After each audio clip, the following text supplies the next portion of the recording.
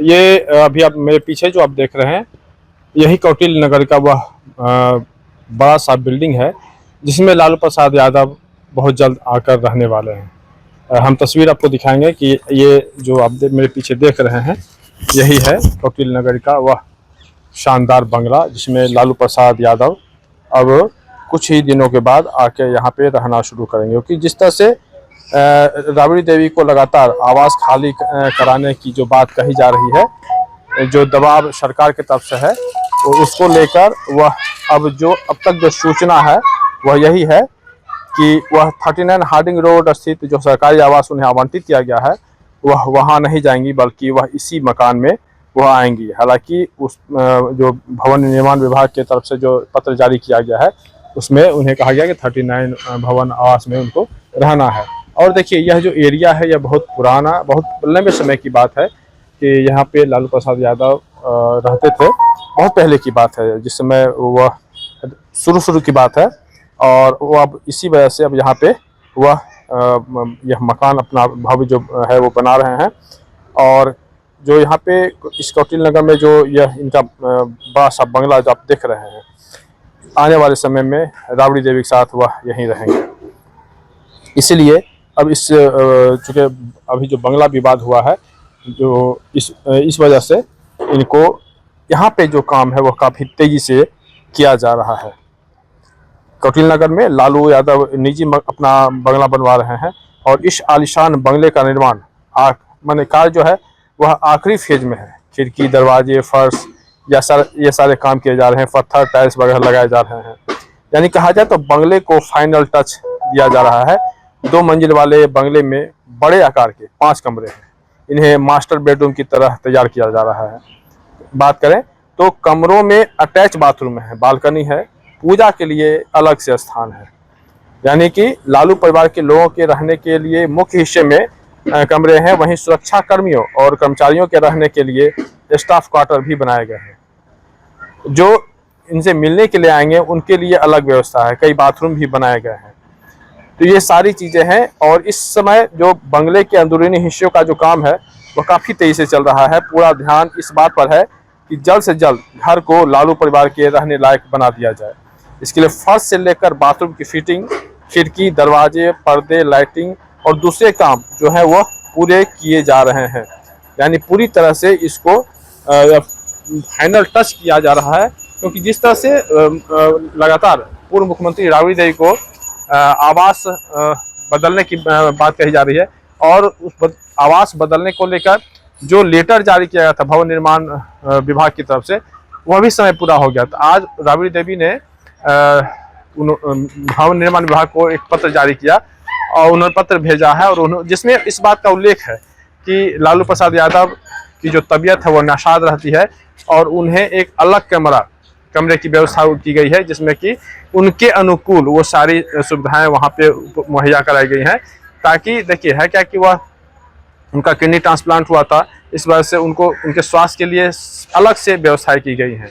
तो किसी तरह का कि उन्हें परेशानी ना हो, उस तरह की वहाँ पे खास ध्यान रखे गए हैं। तो इसी बात का उन्होंने हवाला दिया, और कहा कि देखिए, अभी जो 39 आवास की जो जिक्र की जा रही है कि भवन निर्माण विभाग ने जो अलॉट किया है, वहाँ पे अभी भी रहने लायक सारे जो मतलब कि वहाँ पे जो व्यवस्थाएं होनी चाहिए वो व्यवस्था उसके अनुरूप नहीं है, रहने लायक नहीं है। तो बताया गया है कि जैसे किचन की बात करें, रसोई की बात करें, तो छोटा है, थोड़ा सा और बड़ा होना चाहिए।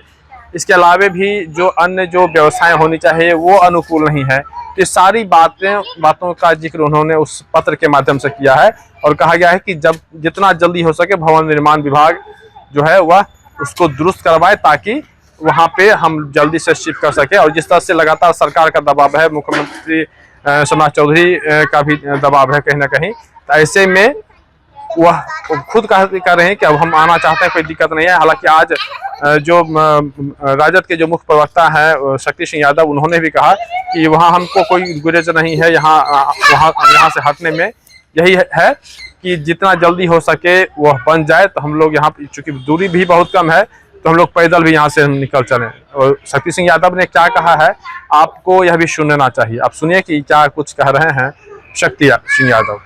तारीख बात एक साथ है जी। 10 सर्कुलर रोड जो श्रीमती राबड़ी देवी जी पूर्व मुख्यमंत्री के नाम आवंटित है, उसके जगह पर 39 हार्डिंग रोड आवंटन करती है सरकार ने।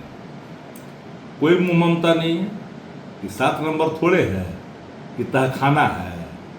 सीताराम मांझी मुख्यमंत्री बनेगा 7 नंबर में जाएंगे, मुख्यमंत्री बनेगा 7 नंबर वहीं रह जाएगा, फिर जब छोड़ेगा तो मुख्यमंत्री पूर्व मुख्यमंत्री होंगे तो फिर वहीं में जाएंगे। उनको मुँह ममता, हम लोगों को नहीं। 39 हार्डिंग रोड में आवासीय कार्यालय, सिक्योरिटी का रहने का व्यवस्था और तत्कालीन मुख्यमंत्री नीतीश कुमार जी ने आदरणीय लालू प्रसाद जी के किडनी ट्रांसप्लांट के बाद इन्फेक्शन से बचने हेतु एक अलग छोटा सा निर्माण करवाया था रहने के लिए। तो व्यवस्था वहाँ सुनिश्चित हो जाएगा तो 1 सेकंड नहीं, तुरंत पैदल मार्च करके चल दिया जाएगा। कोई मुँह ममता थोड़ी है। तो उस संबंध में अगर कार्यालय ने पत्राचार अगर किया है, जैसा कि मीडिया में चल रहा है, तो स्वाभाविक तौर पर तो सूचना दी जाती है ना भाई, व्यवस्था सुनिश्चित करिए ताकि हम जल्द से जल्द खाली कर सकें। तो सामान्य प्रक्रिया का हिस्सा है।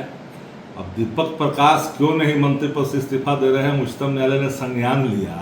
तो एक बार मंत्री बन गए, अब फिर दोबारा मुख्यमंत्री सम्राट जी बन गए नीतीश जी के बाद, तो फिर भी बन गए। तो संविधान के विरुद्ध शपथ लिया ना भाई। और अभी तक कैसे बने हुए हैं, भारतीय जनता दल वो खेला खेल रही है। वो चाहती है कत्ल का इल्जाम लगे सम्राट चौधरी जी पर, मुख्यमंत्री पर लगे, शाह मात का खेल खेल रहा है। और जिलेबी छाप मंत्री अपना अलग बयान दे रहे हैं। अरे भैया तो हटना ही ना है। प्रत्याशा के आलोक में तभी कोई कार्य होते हैं जब उसकी संभावनाएं होती है। एक टाइम बॉन्ड के तहत, एक टाइम बॉन्ड के तहत कोई संभावना है ही नहीं है, तो प्रत्याशा भी काम यहाँ नहीं आएगा। तो उच्चतम न्यायालय ने तो ठीक ही कहा कि भाई बैठा हुआ कैसे व्यक्ति भाई, ये तो बड़ा अनर्थ है भाई कि संविधान का शपथ ले रहा है तो संविधान के शपथ के विरुद्ध है ये आचरण। तो अब इतना देर के बावजूद भी अगर बैठा हुआ है न्यायालय की टिप्पणी के बावजूद भी, तो इससे बड़ा शर्म की बात और क्या हो सकता है राज्य के लिए। आप शक्ति जी जो दलील दे रहे हैं कि वहाँ पे काम पूरा नहीं हुआ है जहाँ पे इनको अलॉट किया गया है, लेकिन अब ये तारीख खत्म होने के बाद ये आवेदन क्यों दे रही है? उससे पहले ये सोचना लगा, हमको तो लगा उसके पहले हो जाएगा। ये तो काम सुनिश्चित करना सरकार का काम है ना, तो सुनिश्चित करिए ना भाई, कहाँ कोई दिक्कत है। अच्छा, कोई मुँह ममता कहाँ है? हम चाहते हैं जल्द से जल्द पूरा करें, जल्द से जल्द निकल जाए। अब सब 5 देश रत्न मार्ग को अगर कर दिए हैं निशांत स्वास्थ्य मंत्री के लिए, स्वास्थ्य लाभ के लिए 5 देश रत्न मार्ग, अगर 1 नंबर कर देते तो क्या फर्क पड़ता? सरकार उनकी है, 1 नंबर कर देते। कभी स्पीकर तो कभी डिप्टी सीएम, तो अब सीएम ही बोला ना बच गया लास्ट में। तीसरा छलांग वही है। यह 39 हार्डिंग रोड पटना है और यहीं पर राबड़ी देवी को यहाँ पे आना है, यहीं पर उन्हें शिफ्ट करने की बात कही गई है। क्योंकि अभी हम आपको जो दिखा रहे थे राबड़ी हाउस, तो वहाँ पे से अब उनको वहाँ पे हटने की लगातार कोशिश की जा रही है हटाने की। और सरकार लगातार, जो भवन निर्माण विभाग है वो लगातार इस बात को कह रहा है कि अब आपके ये चूँकि जो भवन हमने आवंटित किया है आप वहाँ पे जाइए।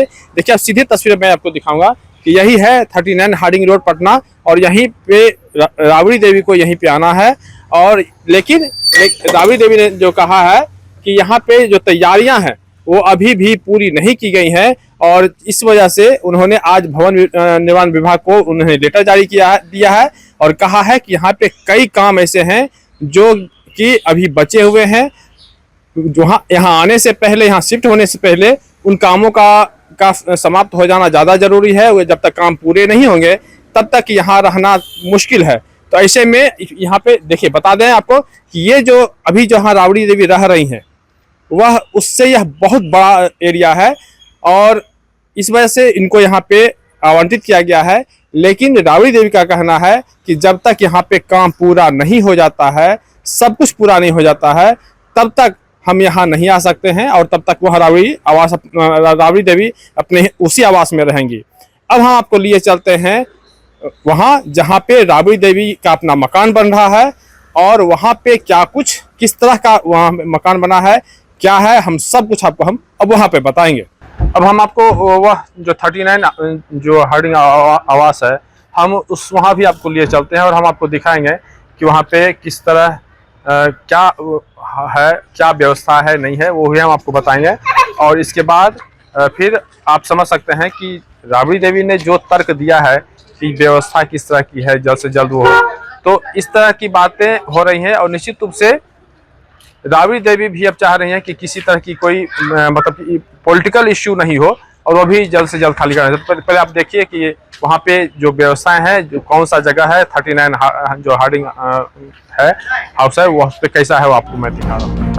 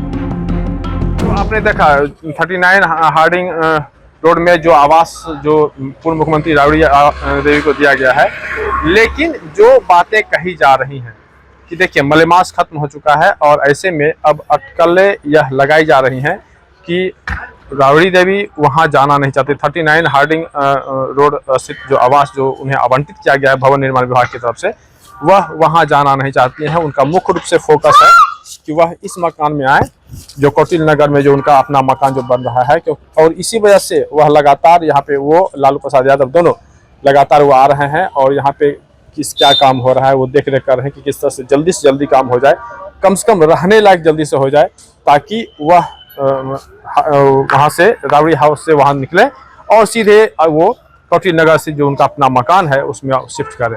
अब देखना होगा कि जिस तरह से लगातार